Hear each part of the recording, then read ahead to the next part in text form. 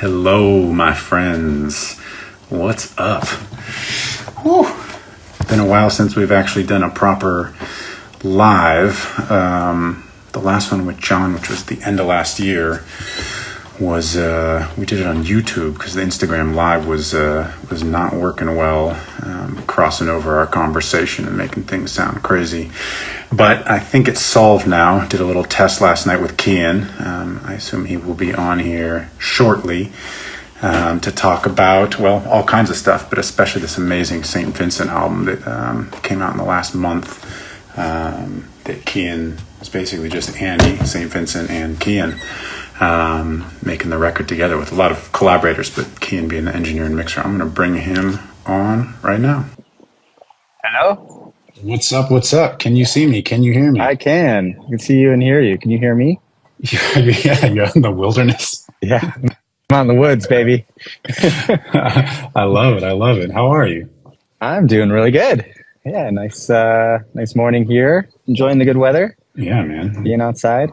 This is the first time I've done, well, I guess we did a little test last night, but the first time I've done an Instagram Live, and I think that we're just like crossing our fingers that our audio is not overlapping and I can come back to doing these on live or on Instagram, because when I did this a bunch of times last year, we had this overlapping audio, and then the podcast version of it was really kind of a bummer to listen to. I guess people still got some out of it, but it just got frustrating. And then I did the stream with John with YouTube, and that was fine, but it's just like, it's so much easier to just do this, to just go on live, and then you can pop on and say hello and we can just talk a bit. It's funny how hard you work as a recording engineer and producer to like perfect all of this technical stuff. And I feel like once you get to a certain level that it's just like, if it works, it's great. Like, let's get on with it. It's just so, yeah. I mean, this is the thing is I think what people enjoy about these is that we're just actively making records all the time. And so to try to get involved with a whole other thing that's too complicated is just like, I don't want to do it. I don't want to deal with any of this. No one has time for that shit. How are you doing? How are you? I'm good. You're in London, right? Yeah. I just got out here a week or two ago. I'm going to spend a little bit of time out here. I've been kind of splitting my time back and forth, LA and London. It's been great. And the weather here, well, it's a little cooler today, but this last weekend it was like proper near summer weather, which was really beautiful. People were out. A lot of English people being real happy. A lot of English people Englishing. When I was here back in, I don't remember, it was like January. It's like the sun goes down at 3:30, and it's like raining and it's windy, and it doesn't ever like get that magical New York snow. It's just kind of gross, and people just drink a lot more. And well, you're Irish. You understand. The clouds hang a little lower in the UK and Ireland. I'll say that. It's just like kind of like a little more in your peripheral, in your shit. That's exactly. I was trying to describe to somebody a while back, and I've probably said it on one of these lives at some point, but it feels like the sky is lower in London. Mm-hmm. Like, I don't know, it freaks me out. Buildings or whatever. Yeah, neither of us are meteorologists, so let's just pretend like we know what we're talking about. But yeah, man, it's a weird thing. But it's nice to be here, and it's nice to see you. And we can kind of talk about whatever. I know there's a lot of interest, both from the amazing Discord community and from me, about this most recent St. Vincent record. And of course, for those that don't know, you guys won Grammys on the last one, or Grammy, or whatever. Great, critically acclaimed, blah blah blah. This one I think is better. And it's more cohesive, and it sounds amazing. And this one, I guess Annie St. Vincent produced it herself, is the sole producer, and you are the sole, I guess, Justin Metal Johnson, our buddy JMJ, was an amazing multi-instrumentalist and amazing producer. He has an engineering credit because it sounds like he recorded a bunch of stuff. Yeah. But it's basically you and Annie making this record. You are the engineer and mixer. And shout out Rory, another Irish LiveWithMattRad Discorder. I'll call him that, even though he's a wildly accomplished mastering engineer, mastered it as well. So there's some Irish homies. But it's basically just you and Annie pretty much locked in, it sounded like, and it sounds cohesive in a new kind of way. And so I don't know, you saw some of the questions on Discord, and I got some DMs, and we can kind of thread them through as you like, but maybe you could just, first of all, congrats. It sounds amazing. You and I have been friends for a long time. I think this is your best work. And of course there's much more to be done in the future, but I think I texted you about it as well. Like, a couple of these tracks just sound really, really great. It's got a combination of like, it's got old school engineering and it sounds like studied in the way that records used to be made, but it does not sound like a throwback record. It has very modern touches. It sounds live without sounding like it was recorded just on tape machines back in the day. It sounds modern, but it doesn't sound like it was sequenced in a computer. It's got a really interesting combination of things. I guess maybe just open it up. Like, what was the process this time that was different from last time? Was it just Annie saying, "I want to do it our way. Let's do it like this," and she's directing you? What's the process as you were starting this? Yeah, well, I mean, the process literally started. I think I jokingly said the last record came out, I think 3 years ago today, and I remember, I was texting with Annie, and she was like, "All right, time to get going on the next one," and so. Yeah, where to start? I mean, I met Annie 5 or 6 years ago. This story's been told, but met on a Slater-Kinney record, and we hit it off and kind of became her engineer, and in a supporting role in any way that I could. I was a fan of her music before. So there was just kind of a lot of like, I don't know, we were kind of kindred sonic spirits. We figured out very, very early on. And, the last record was a COVID record. Everyone has a COVID record. And so it started here in LA, and she ended up finishing it with Jack, and I ended up mixing it, and that was super fun and just a crazy process doing that, remotely. And it was kind of everyone's first time dealing with that. And so this one was like, okay, it basically started with the conversations about like, what are the influences that we're all kind of digging on right now? Like what's been spinning, what's been exciting sonically. And, we both kind of have our heads dipped in the new and the old. Are you literally sitting down and like, let's play each other records? We're doing that. We're just texting. It's a lot of like just texting, just back and forth, especially when she was on the road, she'd have a lot of downtime. And she very quickly, she's always kind of co-produced her records in the past, be it with John Congleton herself or Jack Antonoff. And, when I started working with her, it was very clear she's very self-sufficient in the studio, like kind of in her own process. And this record was all about how do we expand that process and kind of really enable her to kind of chase her sonic vision and what can I do to support that? And it literally started with me helping her build a studio. She had a kind of a working home studio at her house. And shortly after I finished building my space, basically sent the contractors over there and just kind of fleshed it out and, went in the weeds in terms of, she sourced a new Neve console, not a new Neve console, but new to her. And a lot of very, very specific outboard gear. We're talking like AMS, RMX 16s, like H3000, like things that were very clearly adding up to this aesthetic that we were both kind of gravitating towards for this kind of next batch of material.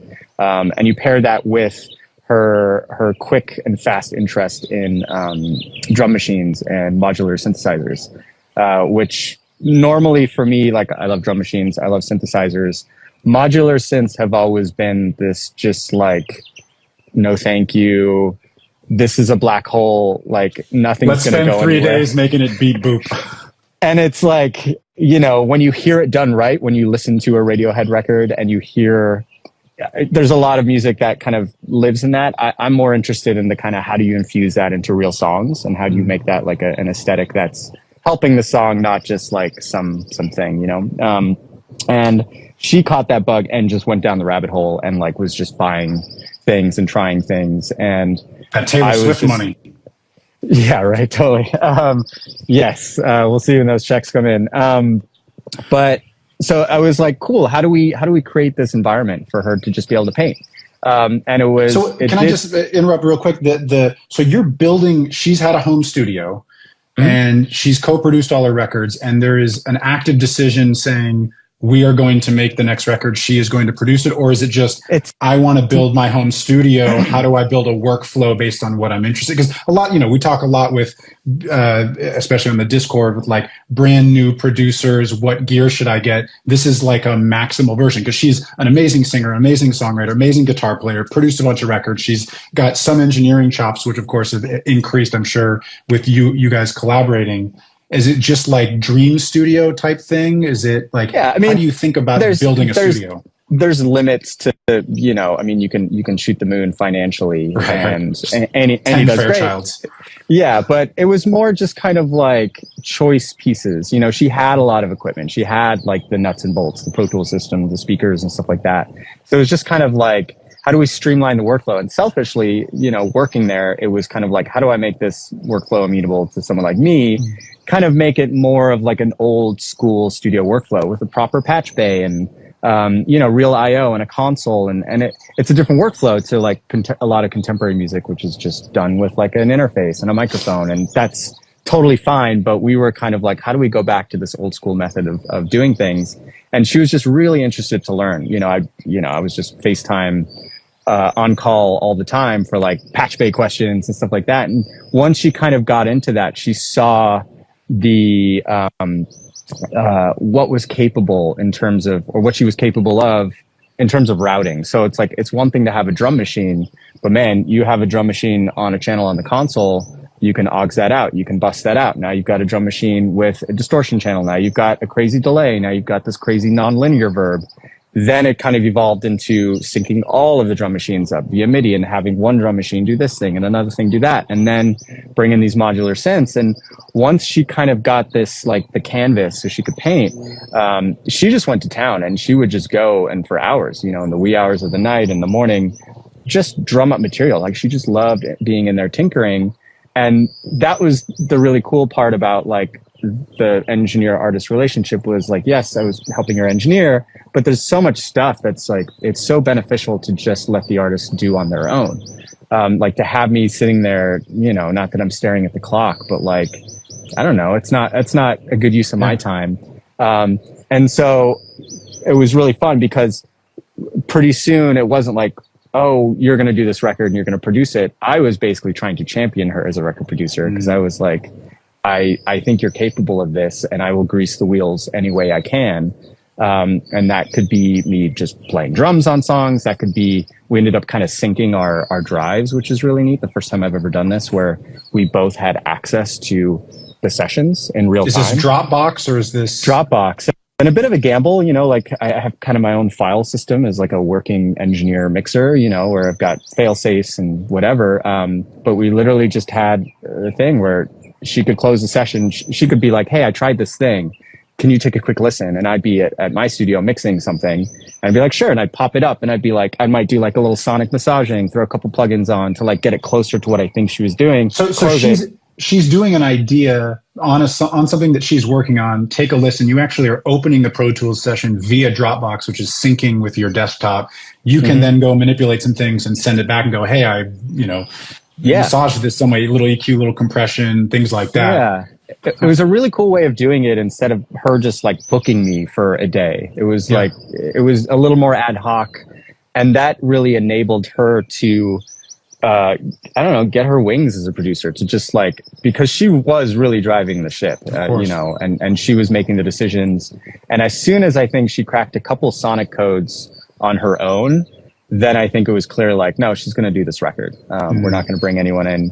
And I was excited to just, you know, enable that in the sense of like doing this stuff remotely. But then, you know, we had great musicians involved. We had great drummers and great performers, and you know, it'd make a lot of sense for me to be more hands-on in that stuff. We're tracking drums, or going to Chicago to like meet her on tour to do stuff at Steve Albini's studio, rest in peace, various studios around town. And it was just a really fun way of making records, where there was no label, there was no A&R, there was no, I mean, management weren't really involved, and we just kind of got to do it until she thought it was done, and then we handed over a record. And it's a special way of doing a record. You know, it's not for everyone, it's not a right fit for every project, but for this, I think you really see it's a very intentional, singular vision that she had. Despite how kind of diverse sonically some parts of the record can be, it's still just like her. And there is a through line of her brain on this record that I don't think we've seen on her previous work. And to me, that's really exciting to see that and to listen to that. It's got a great combination of diversity of sounds, even within songs. It's got a lot of influences. I think Beckley was saying on the Discord, it's nice to hear things that we all clock of like, oh, that reminds us of this thing. And whether it's, Nine Inch Nails or David Byrne or Peter Gabriel sounding stuff or Prince sounding stuff. And so it sounds diverse, but in 10 songs and with a very narrow set of collaborators, it sounds really cohesive too. It sounds very complete. I'm curious, maybe just a little bit more. So you basically, we always talk about workflow. You got her studio set up with her such that she basically had everything on inputs, had multiple flavors because of a console and a patch bay that she could immediately put on things. I mean, when I was working on my studio in LA in the last few months, I tried to get more of a pedal board setup going so I can just kind of run things through it. But this sounds like the ultimate version of that. I think it's something that a lot of people don't get to do these days because, of course, if everybody's in laptops, it's hard to just have routing. But I guess people can do it in templates and Pro Tools templates or Ableton or Logic or whatever they're in. But the idea where you just have a bunch of your favorite toys in front of you and can immediately just start playing. It's kind of like how, Baines and Tizio and those guys, when they're cutting vocals, they have a bunch of tracks that do different kinds of throws that they like to use. Is that something that once you got it, that's the point at which once you got it together, she just started going crazy with it? Once you realize you can do that sort of thing. Stuff started just popping out. And Annie is, I wouldn't say she's a hoarder, but she's got a lot of material. She's always got kind of ideas in the bag. And sometimes that idea isn't right for whatever particular project she's working on, And so there's some things that rescue is the wrong word, but there's a couple songs on here that were kind of rescues from previous ideas. There's one song on here that, was fully produced and mixed for the last record. Never came out and completely reworked and retweaked. Which one is that? Record. The song Violent Times. Is that the one that starts with the big horns? Yeah, it's kind of the Bond-esque song. But I will say this, once we got her set up to kind of create all this stuff, a lot of it was then kind of there'd be 3 or 4 hours of modular madness and there'd be a 5-second loop that then became the genesis of the song. And that was really fun to kind of discover that.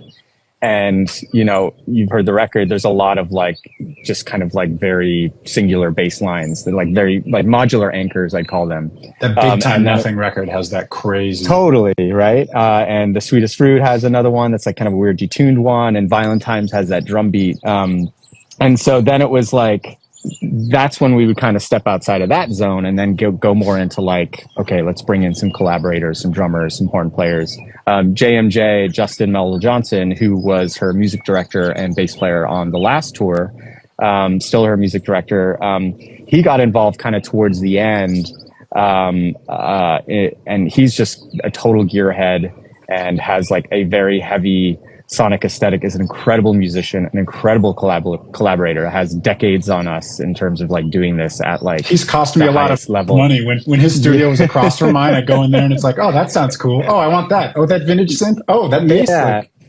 And he's a gearhead in the best possible way, because there's no lust with him. It's literally oh, this thing does this sound that you can't do, and in his hands it's very musical. So it was really cool. Andy would go to his studio and just kind of paint in his world. He'd have kind of his own sonic madness, and it was cool because it was always this home base of her studio, and then we would go out and we would go to Electrical in Chicago and we'd cut drums and bass, and it would come back and be okay, how do we thread this back into this world that we're creating? And it was a very ad hoc way of making a record. The thing that made it possible was we both had access to the files, and then having me mix it, and the mixing happened kind of in parallel with a lot of the production. Once I think I probably spent almost a year mixing this record, and that was awesome because you get that perspective that you just don't get normally, right? Where it's you could mix a song and I could come back 3 months later after mixing a couple other songs and be that's not quite there, or I end up losing my mind and buying new speakers and okay, now I'm in a different world and need to adjust for that. It was, once we kind of built the studio, then it was just cool. We just chipped away at it. When she wasn't on the road, we'd do stuff together. Again, she was very self-motivated to just kind of do stuff on her own. She was always working on stuff. And me personally not having to be there all the time was like such a treat, because when I came in, it was very intentional. And then I would get an additional perspective too, because she would just like send stuff to me and I'd be like, oh, and I could have like a first reaction of just like, you know, getting it cleaned up or shaping it or pushing it in a different sonic direction. A really fun way of doing things and collaborating. It's interesting that one of the things I said at the beginning is how modern it sounds with lots of live instrumentation, and doesn't sound like, I mean, there's modular stuff, but not lots of like gridding and samples and things, although maybe you could speak to that. But realizing that you mixed as you went and then would go back to things makes a lot of sense. You said that J&J sort of came at the end.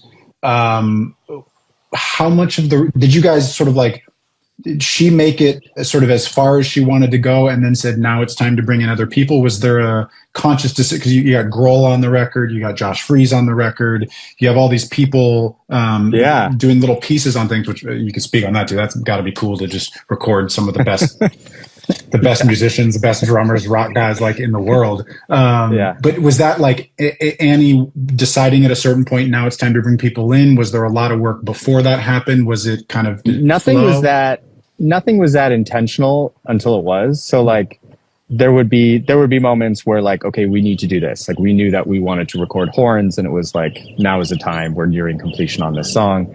But there were other times where, you know, there would be songs that we thought were done. Like Flea, the song that Dave Grohl played on, was actually a completed song with another setup, another drummer. And it was like, it's not quite there. Like, let's try this. And I think it speaks to, one, the fact that she was self-producing out of pocket and she was the boss. And there was no timeline, there was no deadline. So it was just like, we kind of just kept chipping away. So there wasn't really a rhyme or reason to it. And in fairness, like she did produce this record. So it was like, whatever, you know, her crazy brain, whatever direction she wanted to go in, it was really fun. And part of the challenge for me was like, how to enable that? Like, oh, the song that we just mixed and recorded isn't done. So like, okay, how do we peel the onion a little bit and create space to have Dave Grohl play drums, or to have Justin Meldal-Johnson or Kate LeBon come in and like help kind of reconstruct a song. Again, like no linearity to any of the process.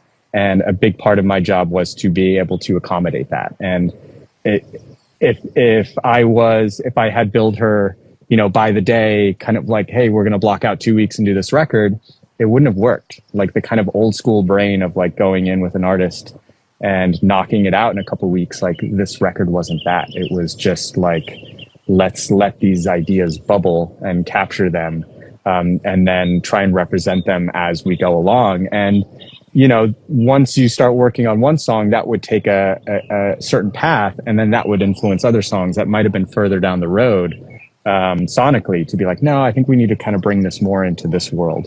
Or now that we have a batch of songs, it's like, you know, there's a lot of heavy stuff. Maybe it should be some stuff that's kind of on the lighter side. And, you know, and again, just so responsive to things that she was listening to in the world. Like she was on this big, like kind of specials kick, you know, and kind of gotten into some reggae stuff and dub, which is not normally what you think of when you think of St. Vincent, but like, that's what she's listening to. She's just like feeling inspired. She's like, fuck, like, let's do kind of a reggae vibe. And it's like, cool, let's get Josh Freese and JMJ in the studio.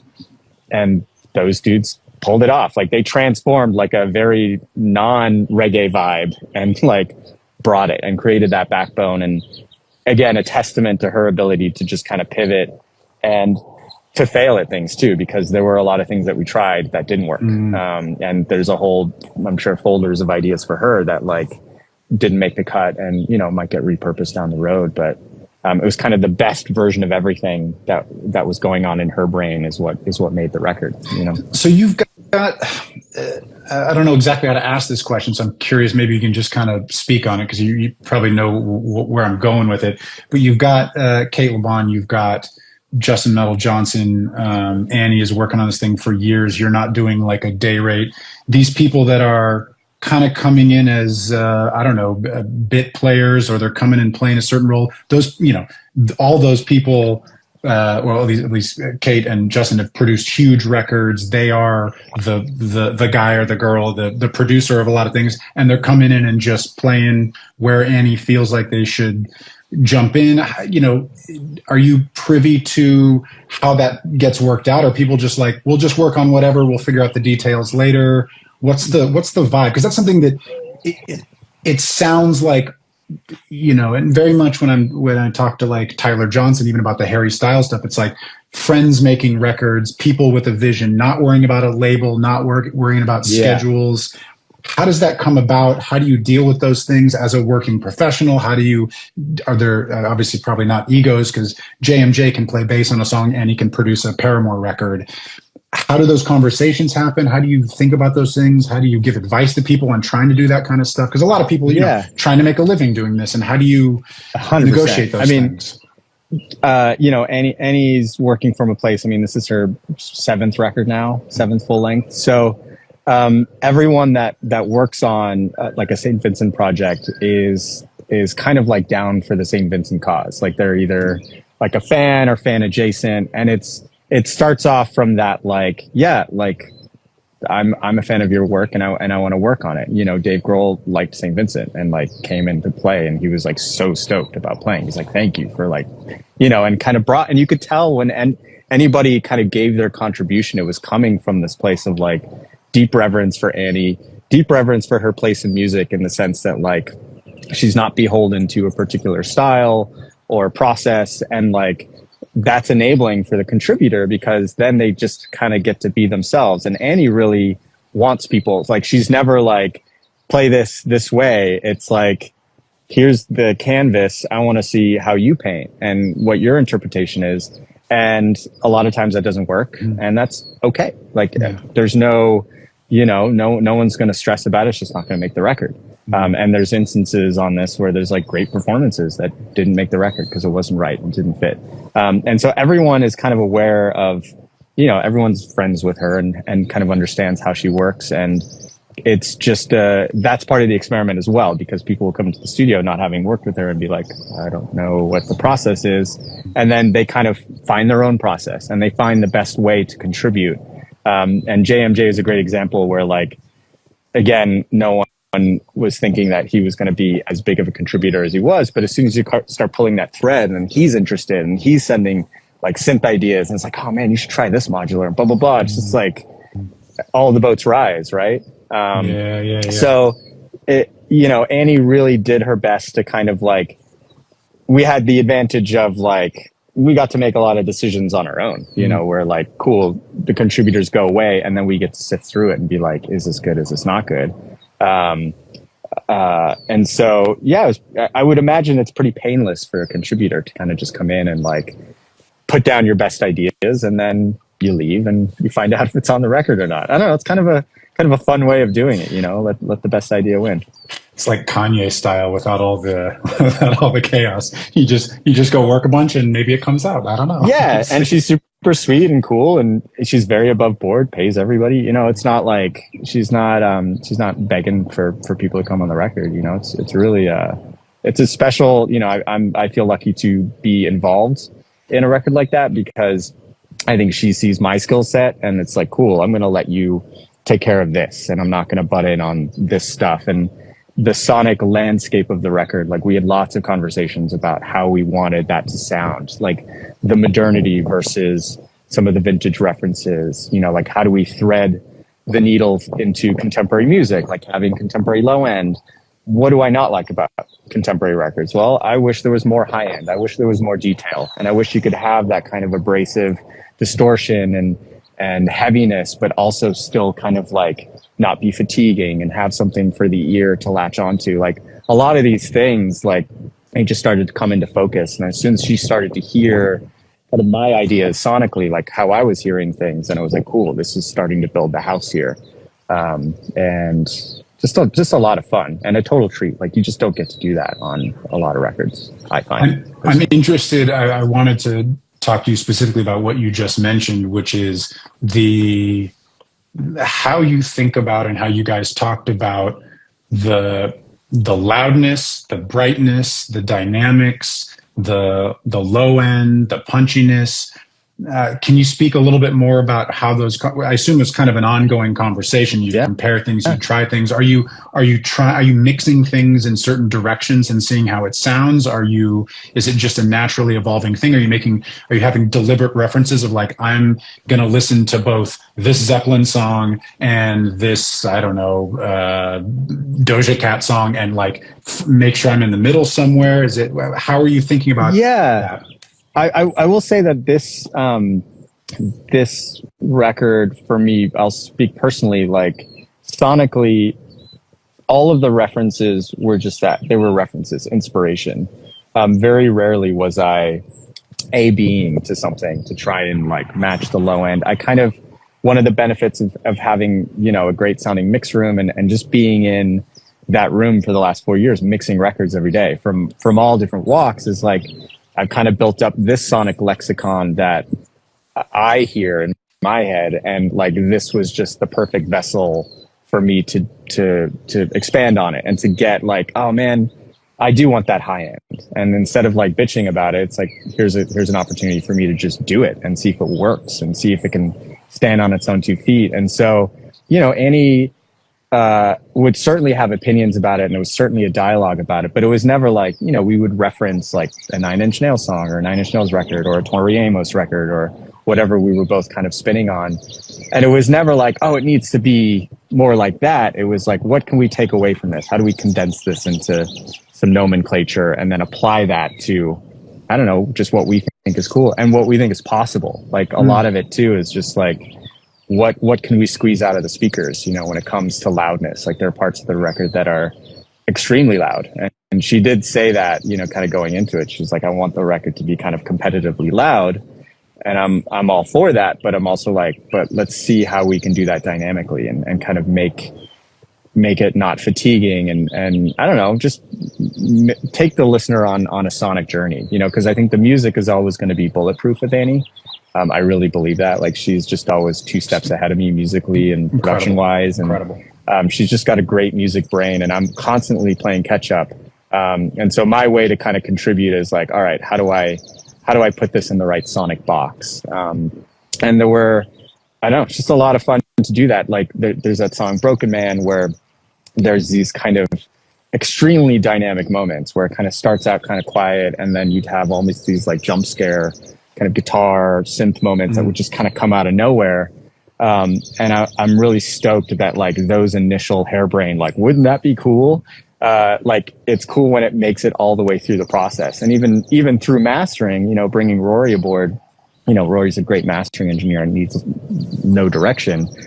He's incredibly astute at like picking up on the musical vibes on a record and kind of seeing that through. But there was parts where I was like, man, I would feel like most mastering engineers are just going to like level this out and just try and get it kind of more consistent across the board. And he was great at kind of helping me thread the needle and maintain those kind of dynamic relationships between the loud sections, the quiet sections, and not have it be like distracting either, right? Like from song to song, like you can listen to the record, it sounds cohesive, but like the songs sound very different. Yeah. Did you, how did you get loudness out of lots and lots of live instruments? I feel like a lot of modern records benefit from the consistent kick drum sample, the consistent snare drum, all of that, where you can really dial in a transient or dial in a click, a punch or whatever. Are you doing any supplementation with samples? Are you doing lots of parallel things? I mean, I assume Dave Grohl and Josh Freese and the great Cian Riordan can hit a drum pretty solidly and consistently, but still it's not going to be the same as a drum machine. And yet you get a lot of power out of these, especially modular synths have a very, they're synthesizers. Yeah. So they're going to hit a lot of these punchy things in a very consistent way. How did you manage that? How did you deal with that?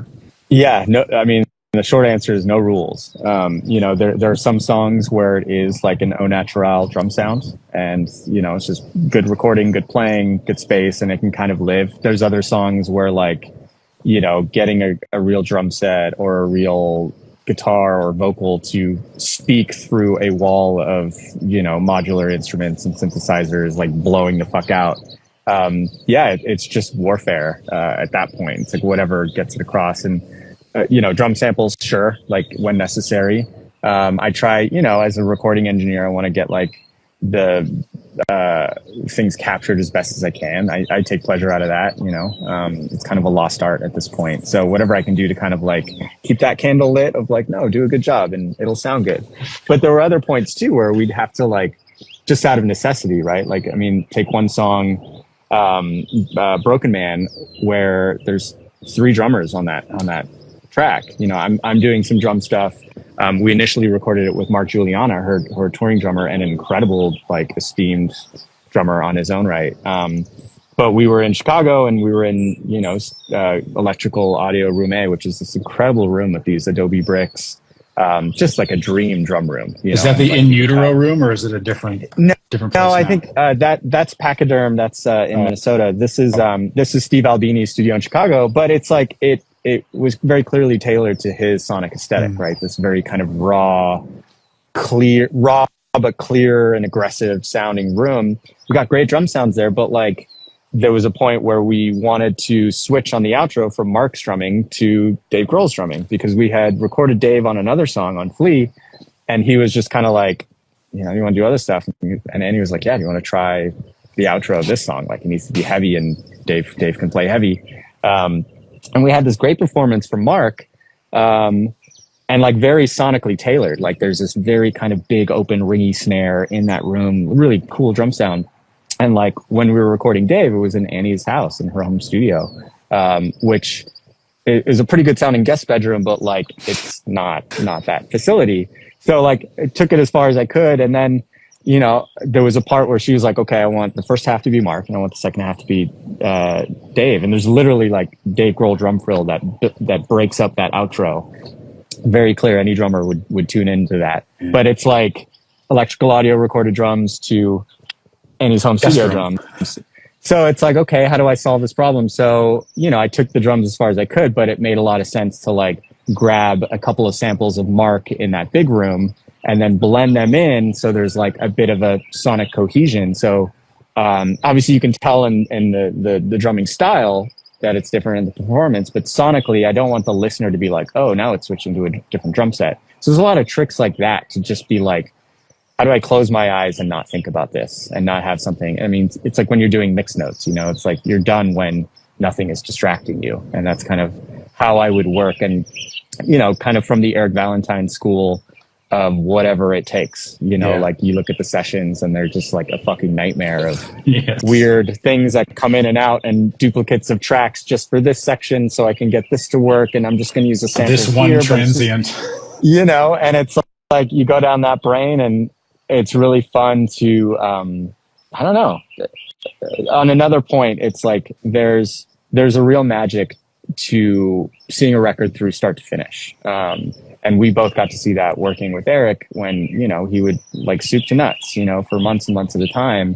And there's just like, there's a baseline knowledge and desire to make it great that happens from the get-go. And I never get to do that on stuff that I mix. It's an investment. Brought in something. It's a real investment. And so this was like a cool version of that, where it's like, I'm tied to this record, and I want to see it through. And so, like when mixing, it would be like, okay, I've done a mix, but like I would pull it up a week later or 2 weeks later and be like, yeah, it's not done. I'm going to try it again, or I'm going to buy new speakers, like just dumb shit like that.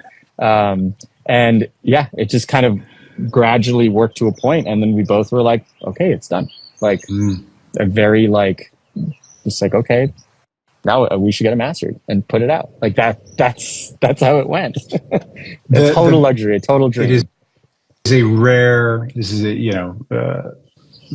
maybe my favorite compliment to give, which is to very few people, which is to Annie, which is it's very, very hard to be the artist and the producer with a million ideas and then know when it's done and it's 10 songs and it's cohesive and great. Boy, is that hard to do. Yeah. There are very few people in music history that can do that. That's quite it's a special trait.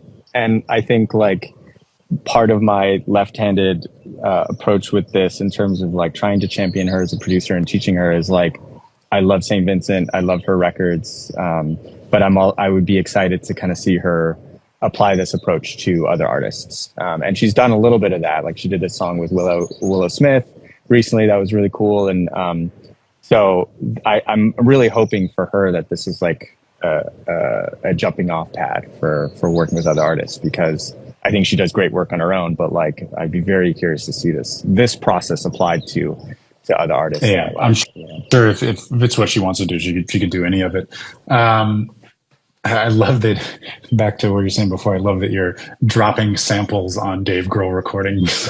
Yeah, that's awesome. Yeah. I mean, Dave Grohl, just as a set, that was. Tell me about that, please. That was just a fucking bucket list. I mean, I grew up playing drums.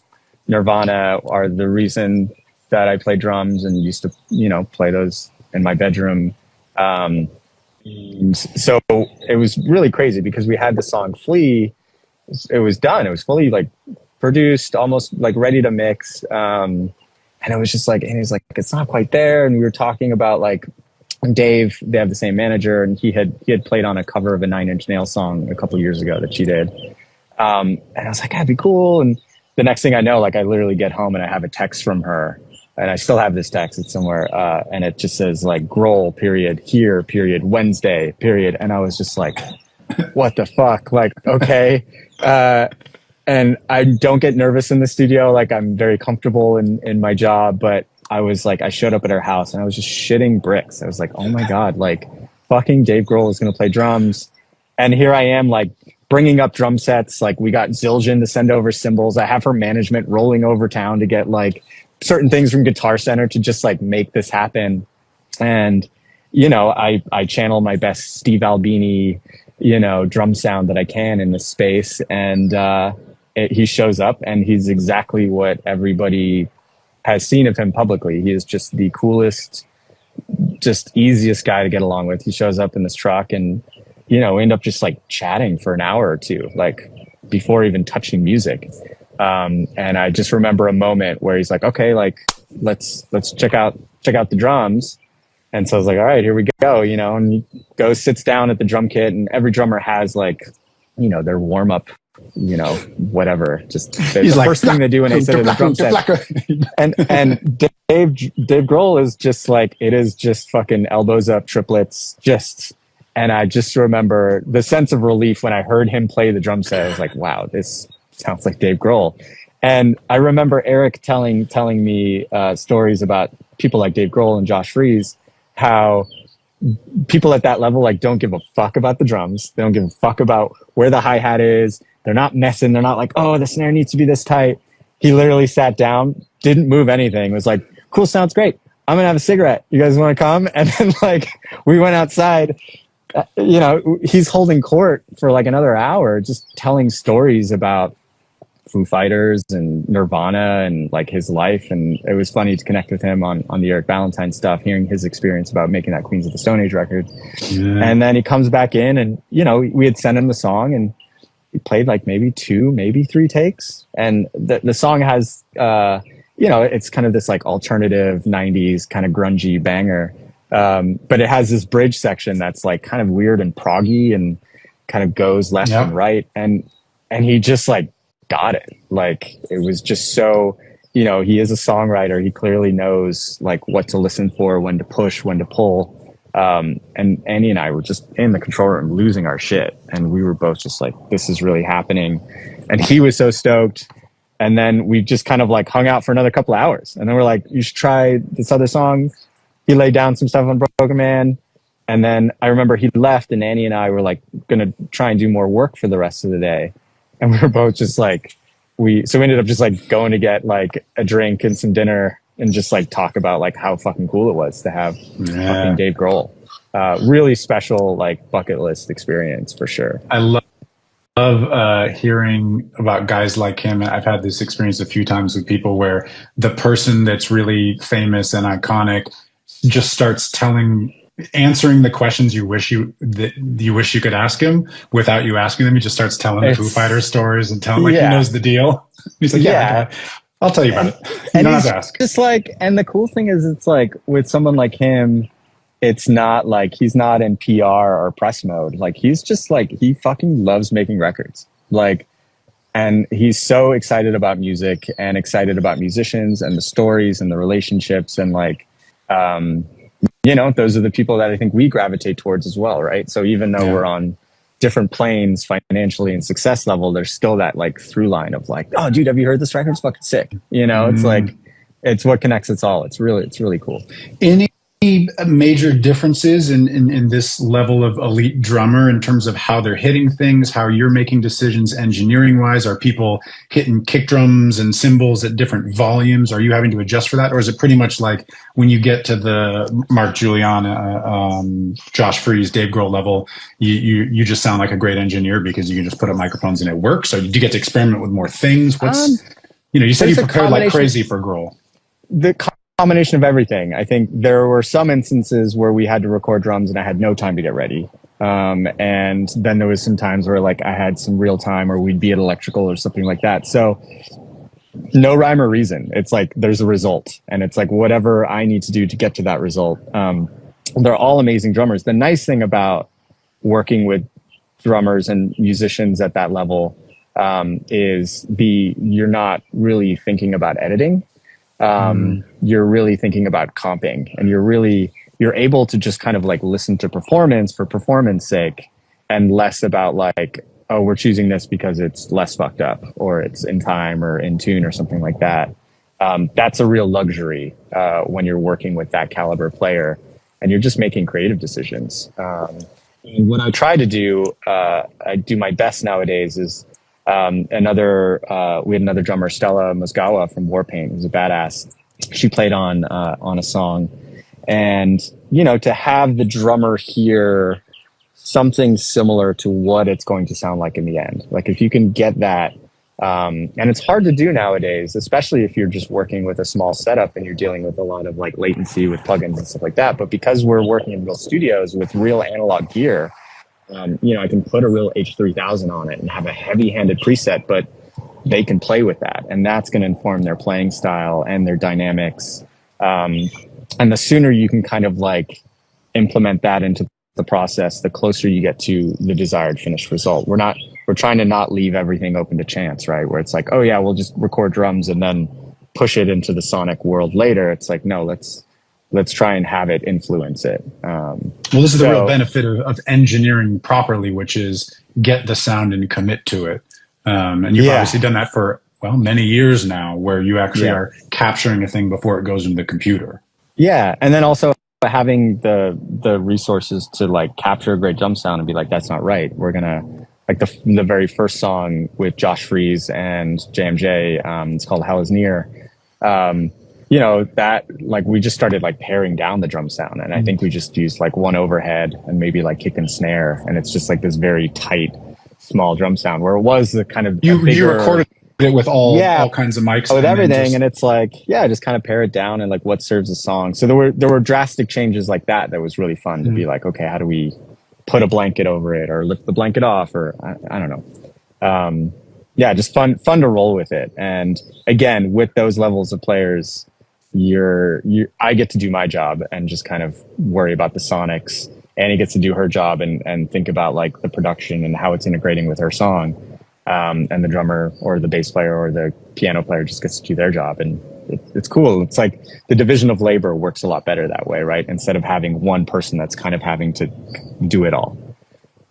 Do you you talked about having the live drummer hear a pretty finished drum sound while tracking. Are you doing that not through the computer then? Are you doing with just little bits of latency coming out of Pro Tools, or is it all you're building a headphone mix without latency at all? Yeah, so pretty much all the drums were recorded through a console. So that's the real advantage to console and having outboard effects and outboard gear. I would always have, certain auxes just ready to go. So like I'd have a chorus echo, so like a tape slap. I'd have a spring reverb. I'd have, a crazy quarter note delay, H3000, like a non-linear thing. And we would just have access to this. And while the sounds are either I'm getting sounds or doing the sounds of the drummer, we could audition things very quickly and they could hear it, and we'd have them kind of jamming along and they would get like, oh, that's cool. And it's like more of that. And, And yeah, just being able to manipulate that in real time is really easy to do with a console, the right patch bay. Again, all of this kind of engineering stuff that's bubbling in my brain kind of came to fruition. And when we put the studio together, we were able to kind of act on that. And it's, again, a real luxury. You need a lot of shit. It's a lot of cabling. It's a lot of like infrastructure to make that happen. But man, it's nice to be prepared for those moments because then you get the Dave Grohl coming in and it's like, cool, I'm going to have a rad slap delay on the snare and that's going to make it through to the record, you know? And he's probably stoked on that too, because even though he's doing a million things all the time, like proper engineering setup where it just like blasts in his headphones and sounds exciting. I bet he's stoked about that too. Yeah, hopefully. Yeah, so very fun process. Yeah, total spoiled to be able to work on something like that and to have it come out kind of in and to have it come out in a way that really aligns with the kind of the original intention of the album. Like when we go back to the conversations we were having a year or two ago, like it's cool. So it was like we did the thing that we wanted to do. You're the only mix credit. You're the only mixer credit. And then we've talked about this in previous lives and over the last few years. The idea of what a mixer does has a wider spectrum than it used to. There's guys who are kind of tweaker finishers. They get full stems that are pretty much mixed by a producer, and then they go in and do a genius little bit of shaping and loudness and get the low end right, and maybe take apart a vocal sound, but oftentimes are using an existing vocal sound. This process seems like kind of a hybrid of it because you are capturing a lot of sounds. You said you mixed some of the songs a few times, or did you actually start from scratch on any of the songs, or were they all kind of like mix as you go? Because I find it very challenging to mix my own stuff sometimes when I'm so in it, and I've been mixing as I'm producing, as I'm trying things and getting notes, and then I put a new 808 and then my gain staging's all fucked up, and then I get to the end and everything's a little too loud. But then, if I send it to someone like Tizio, he just sort of like puts it back together much more beautifully than I could have done because my brain is all in it. Did you have that struggle? Did you do some separate things? How did you think about that? Yeah. I mean, that struggle was very real. And I think, as much of a luxury as it is to not have a time frame and not have a deadline, it's also can be a bit crippling because like you don't have to finalize anything. You always have this fallback of like, oh, I can redo it. And I think there was songs that I was a lot more involved with on this record, and there was some of the songs where like Annie was a lot more hands-on and would like go and kind of really take things further with someone like JMJ or on her own. And songs like that would come back like maybe a little bit rougher, and I'd have to kind of like work a little bit more on the mix end to get it to be in the sonic, stratosphere that we were achieving. So yeah, some songs were like very, very close after kind of signing off on the production, and others were not. And the mixing process, like, yes, I am the mixer. I mixed it all, but she would come over and like we would take things apart, and she would have, real serious feedback on stuff, and we'd peel the onion together. And to have the ability to like mix a song and then be like, I don't know if the performance is right, or I don't know if that's the right sound. And it's like, okay, well, let's fix it, go re-sing or go do whatever. So yeah, really wide, kind of, diverse, bunch of techniques in terms of getting it over the line.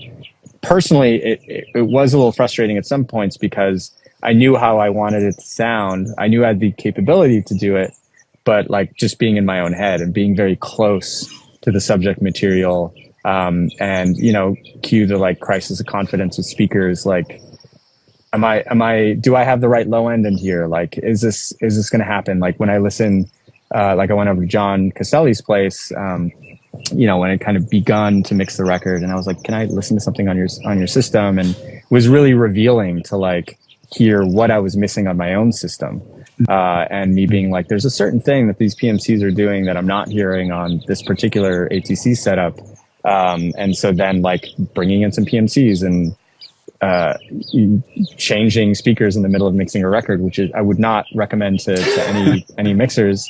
But you know, it was just all in kind of pursuit of this like sonic outcome that, you know, I had in my mind, Annie had in her mind. And yeah, whatever it takes to get it. So there, you know, you went, I think we may have talked about this before on the live. I don't know. It's been so long since we've done a live together. You were on ATC 50s with a sub, or 25s with a sub pair, and then you switched to 6.2s with no sub. No sub. Yeah. I mean, you don't. I loved the setup the way it was. There were certain things about it that I preferred over this PMC setup, but it was just very clear that when I heard this record through the PMCs, I was just given more information to make decisions about how it would translate into the real world. And especially when we're doing kind of big, drastic, dynamic moves, you know, high highs, low lows, like they really just paint the full picture. You know, I have my gripes with how they voice the mid-range and some of the imaging stuff, but they were just like a net positive. You know, was fully not brand loyal. Like I don't care what speakers I have. And I remember, I think it was Beckley was over, he wanted to hear them. And we even put the ATCs back, you know, and just like did real due diligence. Like, am I fucking up by getting these speakers? And we had differing opinions on it, but it was good to know that like, no, I made the right decision. And even now it's like, cool, these solve this problem for right now. And it's great. You found that ATCs had a clearer mid-range, or they were voiced in such a way that you liked the mid-range, but the PMCs, something about the low end and the high end had more clarity for you. Yeah. There's this concept that I think about, and about having kind of like a unified front of speakers. You know, when you have systems that are really properly integrated, and Rory, when he helped with the acoustics on my room, when he set up the ATCs with the subs that I had, you know, there was a limit to kind of how well you could integrate those, you know, basically like two speakers that weren't designed to work together. Mm-hmm. And I'm sure there was a world where we could have taken that further, you know, and by getting, you know, subwoofers and DSP that would marry them. But there is something about getting a single box that you put up and all of the sound comes from it. And it's all in phase, and it just, there's an immediacy to that and a clarity to that is really useful and solves a lot of problems, especially when you're trying to get modern low end and you're trying to find that line between sub and knock. You know, there's like, and you know, we got into using 808s on this record. Like I don't do a lot of like 808 heavy production, but we kind of found that as like a pleasant sonic anchor. Yeah, right. And but that's a new wheelhouse for me. And like you really, like 808s are pitched, and you need to be able to hear those pitches. You need to hear how they're kind how of it bends and how it yeah. And there's so much information down there. And in my ATC setup, it was just like, here's the low end, it's big, it's muscular. Whereas with the PMC setup I have now, it's like, it's there. I mean, it's just as big, it's just as muscular, but it's like just detailed. Like I can place it, you know? So yeah, I miss the ATC mid-range. They sounded wider.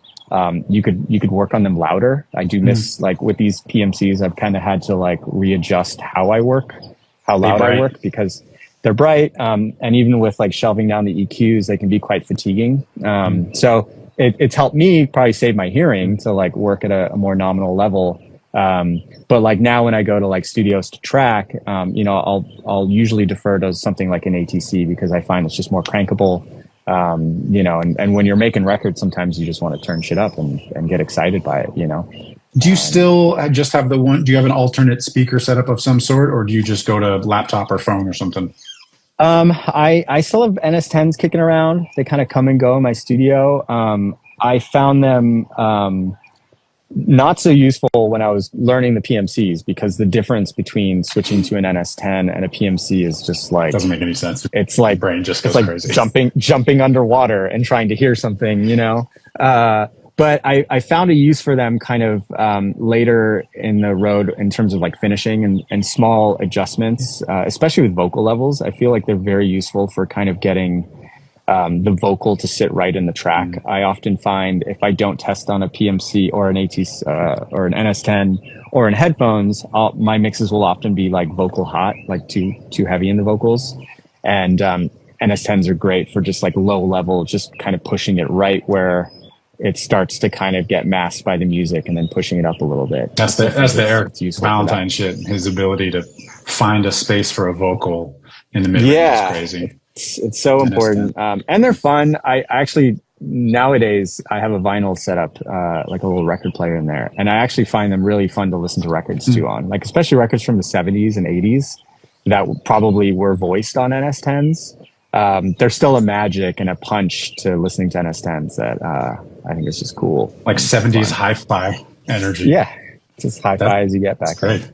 Well, we've done about an hour. I could obviously talk to you and do often for many, many hours. Anything else from this project? I mean, look, it's I'll say it again to your face and to others. It's a real achievement, this album. I mean, all credit goes to Annie. Totally. Second credit goes to you for the sonics of it. It is really an achievement, and I think as great as the last album was and all the accolades, I think this is a real statement for you as an engineer and for her as a producer as well as an artist. I think it's really great. Is anything else from the process that you want to talk about, or anything interesting from it that you take away from it? I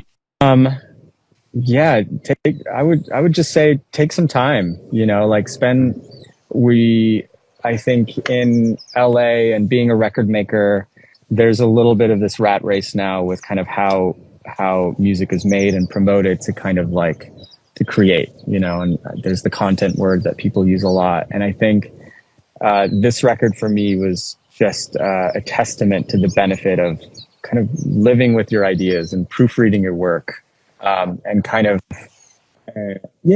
having a vision and doing whatever it takes to get to that vision and not be beholden to your limitations, and that's easy to say when I'm working with a bigger artist like Annie and having resources like that, but it's still possible on your own. You can still be a kid with a Focusrite, Scarlett, and spend the same amount of time and try things and go to different spaces and borrow gear and work with different people. And, there's so much music out there now that anything you can do to kind of set yourself apart, particular to me sonically, is an opportunity worth chasing. And this record was that for me, to just how do I want to hear a St. Vincent record in the modern world? What are my gripes with previous St. Vincent records? What are my gripes with contemporary music on playlists? And now here's my opportunity to formulate my ideas, execute them to the best of my ability with the fucking best people in the world, and then put it out and see what people think.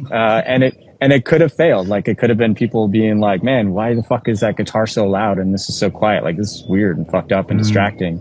But it's been really fun when people talk to me about the record, and the people that have really tuned in, it's just really exciting for me to have people bring up these things that I thought were just these small little sonic dumb shit ideas I was doing to get my own rocks off. But it's cool when it resonates in the real world, and when it complements the music and kind of again drops in the bucket to making this really special record. So yeah, it's definitely my best work. I think it's Annie's best work, and it sets a high bar for her and or us in the future to beat. Did you started the next album or what? Not yet. Well, yeah, sure. Waiting for the text. Well, it's a great album, and it's great to see you on live again. And I know people are excited to have some of these conversations come back. I'm going to talk to John again. He's got I don't know what's been announced about it, but he's got a big album coming out in the next week or two. Sure does. We're going to jump on, and there's a few people here in London I'm going to try to talk to. So we're going to try to do some more of these. It's great to see your face, my friend. I love you. And great to have you back. Congrats, man. All right, buddy. I love you. I'll talk to you soon. All right. Thanks for taking the time. Bye, guys. Bye.